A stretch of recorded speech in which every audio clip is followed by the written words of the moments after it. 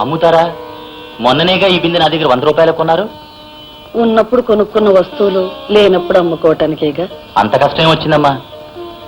ఈయన కాసిన నక్కల పోలైనట్టు కోళ్ల ఫారం కాలిపోయింది. అయ్యో పాప, నేనేదో మార్బేరం చేసుకునేవాడినమ్మా. 40 రూపాయల కన్నా ఎక్కువ ఇచ్చుకోలేను తల్లి. వస్తువు అవసరం కనుక నువ్వు 100 కొన్నాను. ఇప్పుడు డబ్బు అవసరం కనుక 40 కాదు 20 అయినా అమ్మాల్సిందేగా. సరే, ఆ డబ్బులే ఇదిగోనమ్మా. వస్తానమ్మా. నమస్కారం బాబు.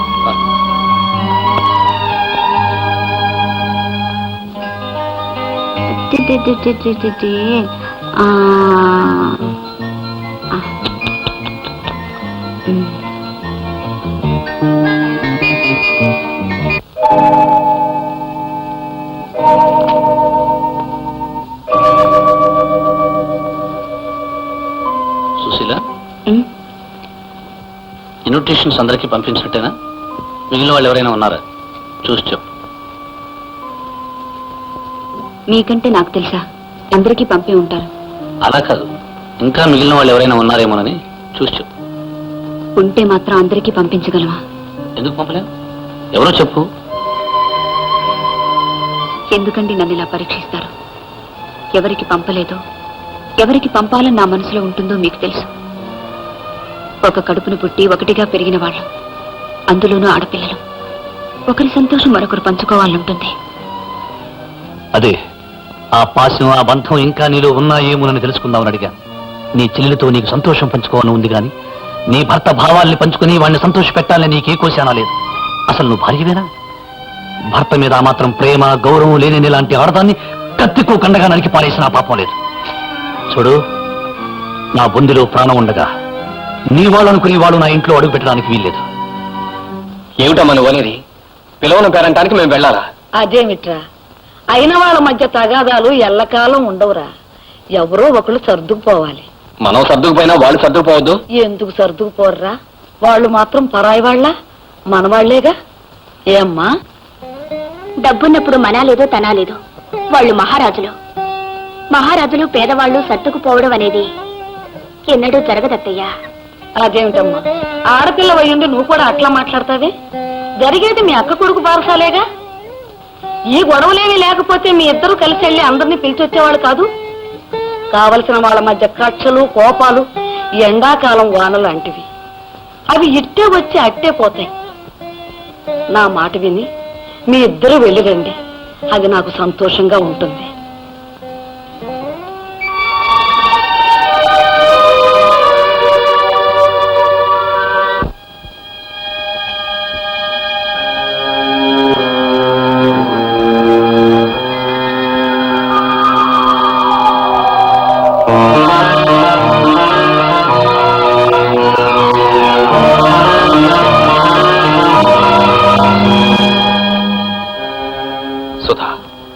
మనసుకి ఎంత నచ్చ చెప్పాలనుకున్నా కుదరటం లేదు.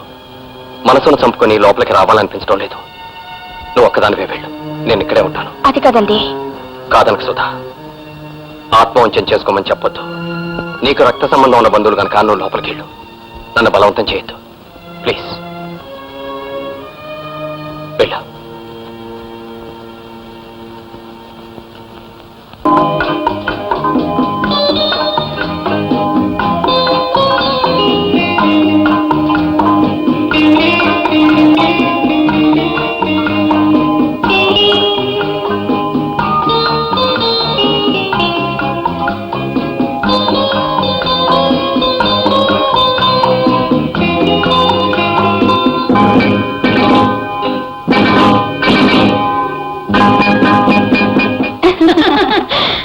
గోవిందు, కౌన్సిల్ గారి ఫ్యామిలీకి డ్రింక్స్ ఇచ్చావా?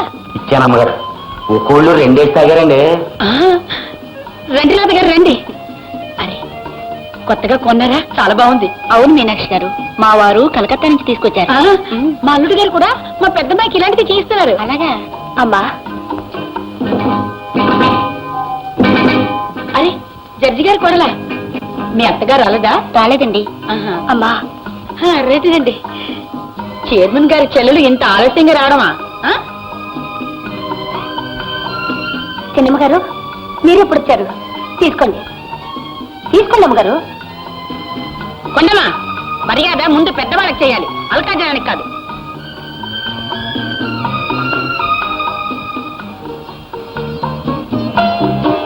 అక్క బాగున్నావా?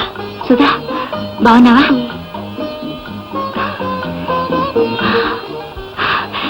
బావేడి? శీల, అక్కడేం చేస్తున్నావు? పెద్దవాళ్ళంతా ఇక్కడున్నారు, ఇలారా.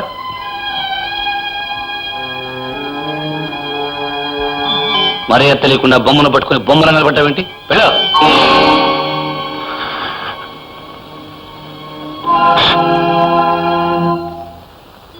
సుధా, నాన్న సుధొచ్చింది.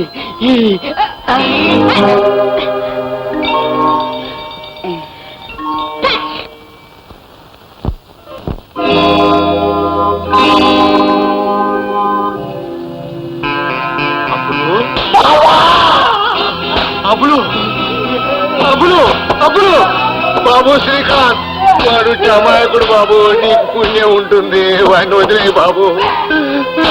అబ్బులు అబ్బులు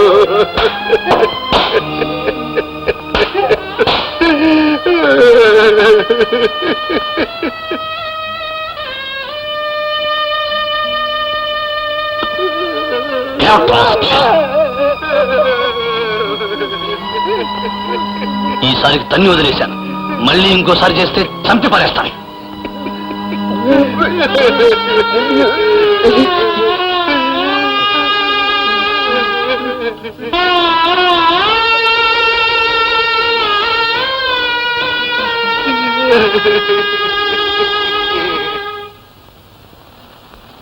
బారసాల బాగా జరిగిందా అమ్మా? చాలా బాగా జరిగింది అత్తయ్య. మీరు రాలేదని కూడా అడిగారు. పిలవకుండా వెళ్ళినా చాలా మర్యాద చేశారు. అవునమ్మా, శ్రీకాంత్ ఇదివరకట్లా కాదు, ఇప్పుడు చాలా మారిపోయాడు. పిలవని పేరంటానికి వెళ్ళాలా అని రోషపడిపోయావుగా, ఇప్పుడు ఏమంటావురా? నువ్వు చెప్పావు కదమ్మా, విరోధాలు కలకాలం ఉండవని. రారా తమ్ముడు. చూసావరా తమ్ముడు, ఒకప్పుడు శ్రీకాంత్ అలాంటివాడు ఇలాంటివాడు అనేవాడు, ఇప్పుడు ఆ నోటితోనే చాలా మంచివాడు అంటున్నాడు. వీళ్ళు చదువుకున్నారన్నమాటే గాని మనుషుల్ని అంచనా వేయడం బొత్తిగా తెలియదురా. మావయ్య, నాకు కొంచెం పనుంది, అలా బయటికి వెళ్ళి వస్తాను.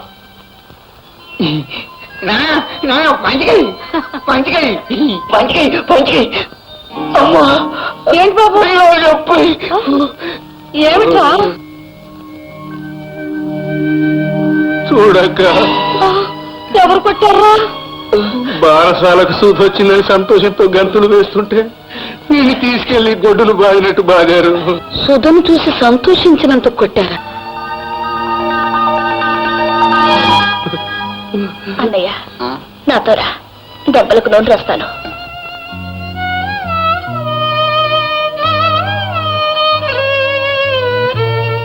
అక్క, నాకు మాట ఇవ్వాలి.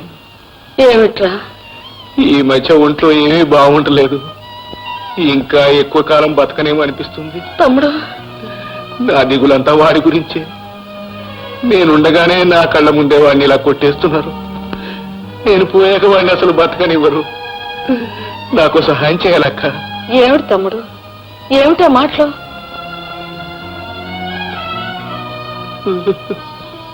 నేను పోయిన తర్వాత ఈ విషయాన్ని దేంట్లో అయినా కలిపి వాడికి ఇవ్వు. నాతో పాటే వాడు చచ్చిపోవాలి. తమ్ముడు, ఏమిట్రా ఇది? అవునక్క, నా చావు తర్వాత వాడెవ్వరికీ భారం కాకూడదు. అసలు వాడు అక్కడ ఎందుకు ఉండాలిరా? ఈ వాటి నుంచి కలువ గంజ తాగి మాతో పాటే ఉంటాడు, మాతో పాటే ఉంటాడు. కనిపిస్తోంది ఆ లగా బుస్సు. ఇదిగో లక్కుటక్క, తిక్క తిక్కగా వాగావనుకో తాటొలిచి తాండ్రట్టేస్తాను, జాగ్రత్త. ఛీ, నా ప్రేమంతా లగా బుస్సు అయిపోయాక నేను ఎందుకు బతకాలి? చచ్చిపోతాను. ఆగాగాగాగు, అందరు భోజనాలు అయ్యాక అంట్లు తోమి మరీ చచ్చిపో, లేకపోతే పనంతా నా మీద పడుతుంది. అంతేనా? అంతే. ఇక ప్రేమ గీమ అన్నావనుకో కోడి పీక నులినట్టు నులివేస్తానంతే. నీ చేతిలో ఓ కోడి పిల్ల చచ్చిపోయేదానికంటే ఏ లారీ కిందో పై చచ్చిపోతాను. తొందరగా పని చెయ్యి.